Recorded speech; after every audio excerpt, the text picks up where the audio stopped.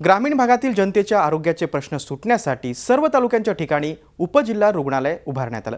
मात्र रायगड जिल्ह्याच्या कर्जतचं उपजिल्हा रुग्णालय बंद पडण्याच्या मार्गावर आहे। डॉक्टरांची पदं रिक्त असल्यानं इथं रुग्णावर उपचारच होत नाहीयेत। रायगड जिल्ह्यातला कर्जत तालुका हा आदिवासी बहुल तालुका। कर्जत शहरात 50 खाटांचं उपजिल्हा रुग्णालय उभारण्यात आलंय।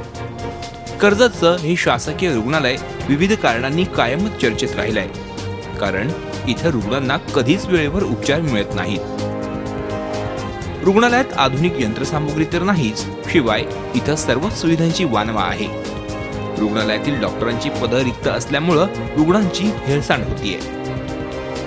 हे उपजिल्हा रुग्णालय इमारतीनं वगैरे सुसज्ज आहे, मात्र या उपजिल्हा रुग्णालयाची अडचणी आहे की इथं डॉक्टरांची रिक्त पदं ही अनेक वर्षापासून सातत्यानं रिक्त पदं राहणं ही या दवाखान्याची खासियत आहे। आजच्या स्थितीमध्ये एकूण 7 वैद्यकीय अधिकाऱ्यांची मंजूर पदे आहेत, त्यापैकी फक्त आत्ता कार्यरत इथं 2च डॉक्टर आहेत आणि 2 डॉक्टरांनी 24 तास जरी काम केलं तरी रुग्णांना नीट सेवा मिळू शकत नाही, हे इथलं वास्तव आहे।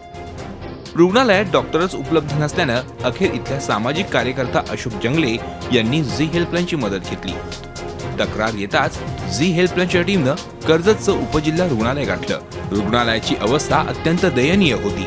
50 खाटांच्या या रुग्णालयात ओपीडीच्या वेळी 300हून अधिक रुग्ण येत होते।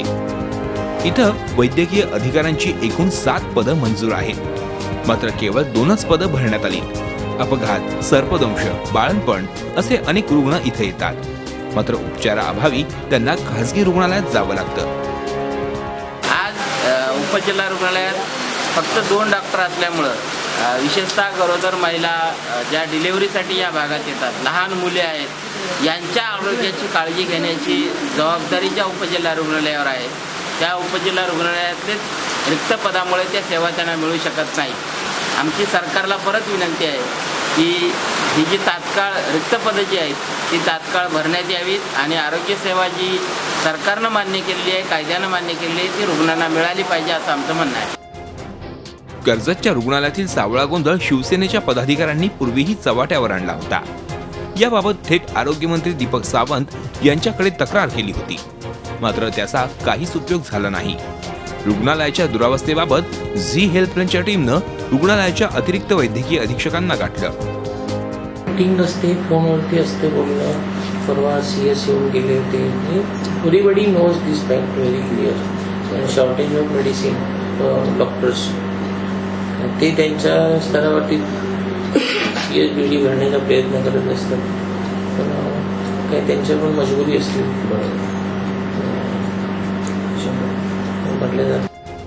रुग्णांना तातडीनं उपचार मिळावेत यासाठी हे रुग्णालय उभारण्यात आलंय, मात्र उपचाराअभावी हे रुग्णालय म्हणजे मृत्यूचा सापळा बनत आहे। त्यामुळे जोपर्यंत या रुग्णालयातील डॉक्टरांची रिक्त पदं भरण्यात येणार नाहीत, जोपर्यंत रुग्णांना योग्य उपचार मिळणार नाहीत, तोपर्यंत झी हेल्पलाईन याचा पाठपुरावा करतच राहील। अमोल पाटील, झी मीडिया, कर्जत, रायगड। झी 24 तास रहा एक पाऊल पुढे।